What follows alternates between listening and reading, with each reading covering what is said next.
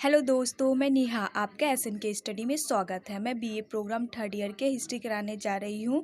Lesson fourth है Paris शांति समझौता। Paris शांति सम्मेलन प्रथम विश्व युद्ध की समाप्ति के बाद विश्व स्तर पर शांति स्थापना के उद्देश्य से पेरिस में शांति सम्मेलन 1919 में आयोजित किया गया। किंतु इस युद्ध के बाद कई समस्याएं आए जिनका समाधान करने का दायित्व मित्र राष्ट्र के कंधे पर था। समस्याएं निम्न है, जैसे कि युद्ध की अवधि में विभिन्न प्रदेशों तथा जनशक्ति व धन शक्ति की हुई क्षति का अनुमान लगाना। दूसरा, पराजित देशों के साथ संपन्न होने वाली संधि की रूपरेखा को निर्धारित करना। भविष्य में युद्ध की संभावना को समाप्त करने के लिए आवश्यक प्रबंधन एवं व्यवस्था करना। चौथा, मित्र राष्ट्र की क्षतिपूर्ति करना। पांचवा पॉइंट, स्थायी रूप से शांति की स्थापना करना। इस प्रकार बड़ी शक्ति ने उपयुक्त समस्याओं का समाधान खोजने, शांति स्थापना की संभावनाओं का पता लगाना तथा पराजित देश के साथ संधि करने के उद्देश्य से फ्रांस की राजधानी पेरिस में एक शांति सम्मेलन आयोजित करने का निश्चय किया। बड़े 4 सदस्यों की समिति। मार्च 1919 में बड़े 4 सदस्यों की समिति का गठन किया गया। इस समिति में 4 बड़े देशों की केवल 4 बड़े लोगों को सम्मिलित किया गया था। ये प्रतिनिधि निम्नलिखित थे। विल्सन जो थे वह अमेरिका से थे, लॉयड जॉर्ज ब्रिटिश से, क्लेमेंसो फ्रांस से, ऑरलैंडो इटली से। इतिहास में उपयुक्त 4 प्रतिनिधि बड़े 4 के नाम से प्रसिद्ध हुए। कालांतर में ऑरलैंडो एवं क्लेमेंसो के बीच मतभेद उत्पन्न हो गया और ऑरलैंडो सम्मेलन छोड़कर इटली लौट गए।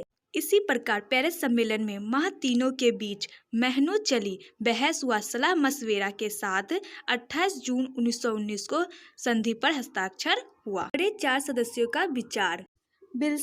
विल्सन संयुक्त राज्य अमेरिका के राष्ट्रपति थे। प्रथम विश्व युद्ध में उसकी अत्यंत महत्वपूर्ण भूमिका थी।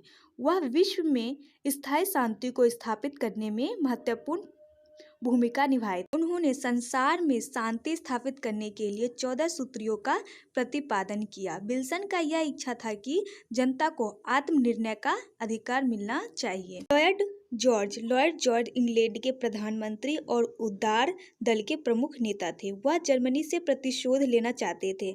इसके बावजूद उनके हृदय में जर्मनी के प्रति सहानुभूति विद्यमान था। वस्तुतः जर्मनी के प्रति उनका व्यवहार उतना कठोर नहीं था जितना फ्रांस का था। इसका मानना था कि जो युद्ध हुआ है और युद्ध में जितने भी जन मन धन की हानि हुआ है, इन सब का जिम्मेदार कौन है? जर्मनी है। जर्मनी की वजह से ही इतनी युद्ध हुआ है। क्लेमेंसो फ्रांस के प्रधानमंत्री थे और पेरिस शांति सम्मेलन के अध्यक्ष थे।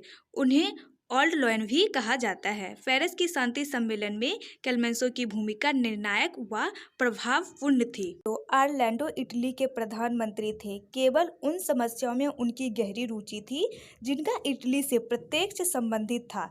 इसी कारण वह सम्मेलन में निर्णायक स्थान प्राप्त करने में असफल रहे। ऑरलैंडो इटली से संबंधित समस्याओं में इंटरेस्ट लेते थे, बाकी में नहीं लेते थे। इसी कारण वह इस सम्मेलन में सफल नहीं हो सके। पेरिस की संधि का आधार विल्सन के 14 सूत्री कार्यक्रम को बनाया गया था।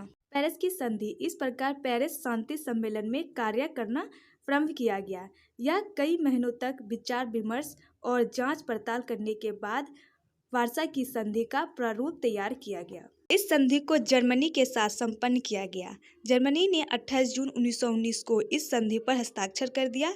इसी के पश्चात ऑस्ट्रिया, हंगरी, टर्की आदि अन्य पराजित देश के साथ भी संधि की गई। उपयुक्त सभी संधि, जिनमें वार्सा की संधि भी शामिल थी, सभी को एक संधि के रूप में संकलित किया गया, जिसे पेरिस की संधि कहते हैं। थैंक यू दोस्तों। अगर आपको ये वीडियो अच्छा लगे तो लाइक कीजिए, शेयर कीजिए, कमेंट कीजिए। अगर इस चैनल पे आप नए हैं तो सब्सक्राइब कर लीजिए ताकि वीडियो का नोटिफिकेशन आपको मिलता रहे टाइम टू टाइम।